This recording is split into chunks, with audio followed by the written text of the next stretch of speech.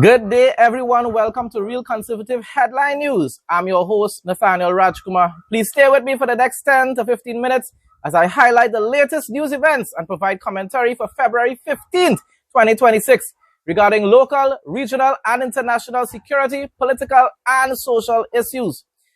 Starting off locally here in Trinidad and Tobago, the Ministry of Energy and Energy Industries welcomes the recent issuance of OFAC General License 50. Very significant, people. It can help to boost our economy. Authorizing specific transactions related to oil and gas operations in the Bolivarian Republic of Venezuela. And it will benefit them as well. It will help to recover their economy. General License 50 creates a pathway for progress on cross-border natural gas initiatives, enabling Venezuelan gas to be transported through Trinidad and Tobago's upstream infrastructure into our domestic energy system.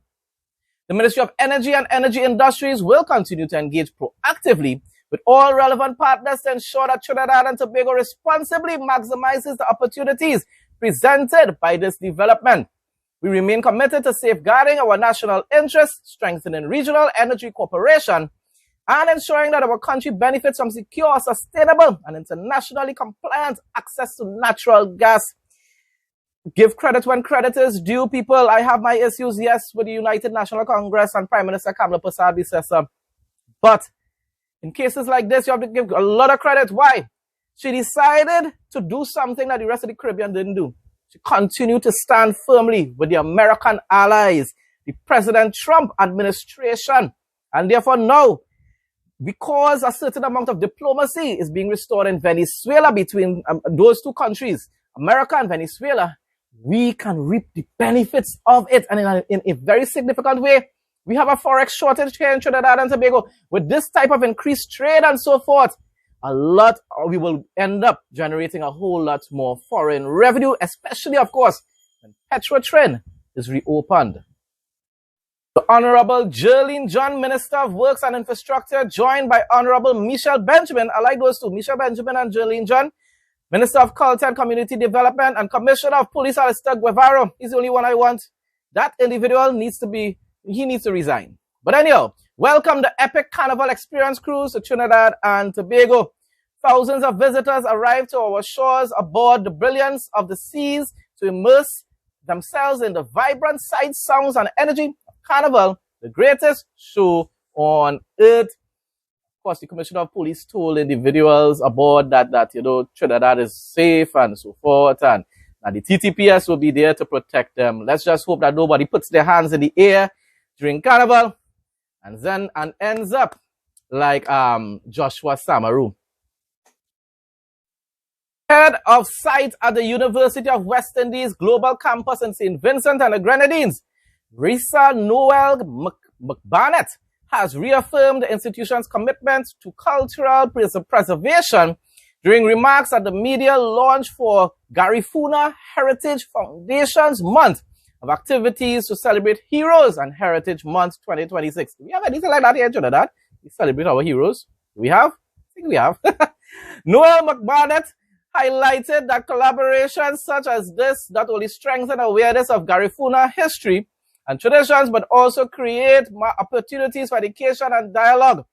McBarnett added that UE remains committed to supporting initiatives that foster regional identity and promote a deeper understanding of the Caribbean's rich cultural heritage.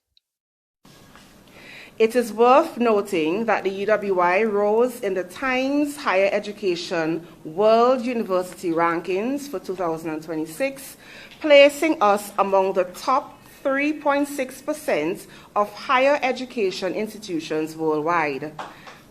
Yes. According to a release by the UWI Regional Headquarters on January 22nd, of more than 33,000 universities and higher degree granting institutions globally, only 2,191 from 115 countries qualified for ranking in the 2025 year-end assessment. The Times Higher Education Rankings measure performance across teaching, research, knowledge transfer, and international outlook. The release stated that the UWI continues to improve its relative position as the number of ranked universities increases each year. The release further stated that whether through pioneering climate change research, advances in public health, contributions to arts and culture, economic development initiatives, or social justice advocacy, the UWI continues to deliver outsized results despite fiscal and financial constraints. Negotiations are ongoing to secure a large-scale pineapple venture with global food giant Del Monte, which could see thousands of acres under pineapple cultivation in Guyana.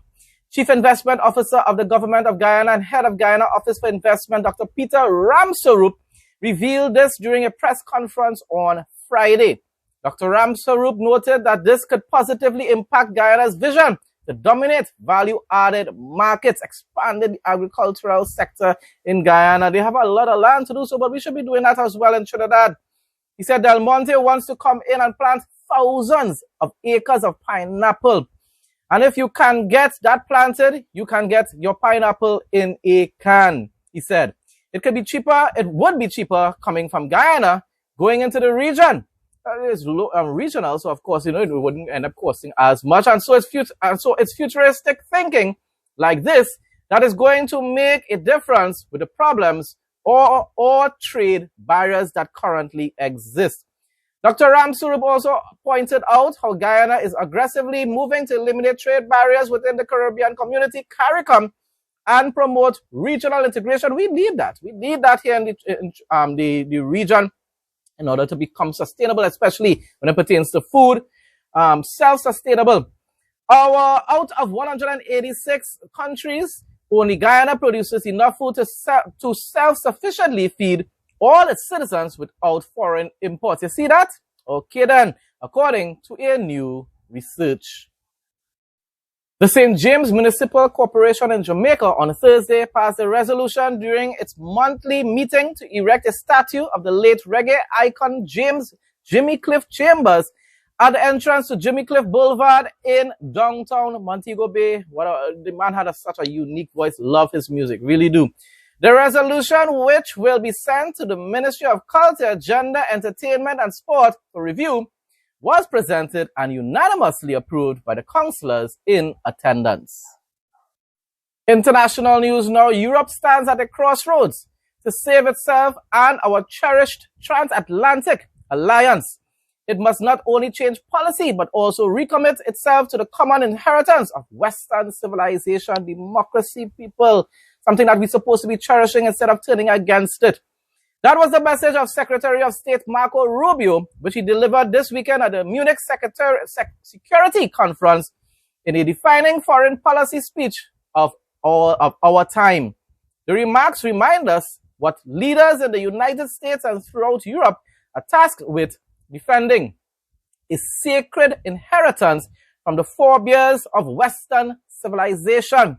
The civilization that gave us Beethoven, established the rule of law, built the Sistine Chapel, sustained a rich philosophical tradition, and took us to the moon, but which now faces grave and existential threats. Now for the interesting facts segment. On most Sundays in New York City, you can find Mark Bustos walking through the streets carrying a small bag filled with scissors, clippers, and combs. But unlike his usual days at work in one of Manhattan's upscale salons, these haircuts are not for paying clients. So who are they for? They are for those who have no place to call home.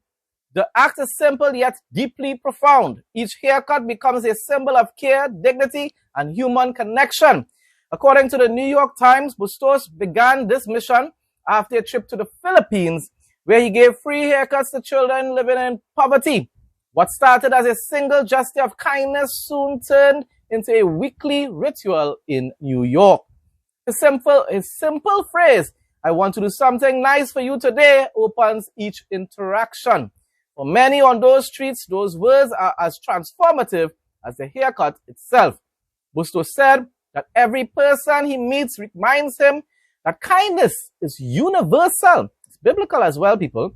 The conversations he has are often more important than the haircut itself. Yes, people, I'm telling you, even the homeless people want people to interact with them, you know. He listens, he talks, and he gives his time freely.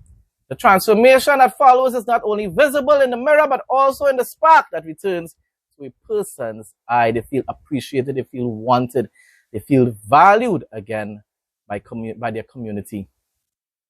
Closing off now with the travel segment, Easter Island, Rapa Nui, a remote Chilean territory in the Pacific, is well renowned for its 1,000 mysterious giant stones, moai, statues, and unique Polynesian culture. As a UNESCO World Heritage Site, it offers breathtaking volcanic landscapes, pristine beaches like Anakina, and rich archaeological sites.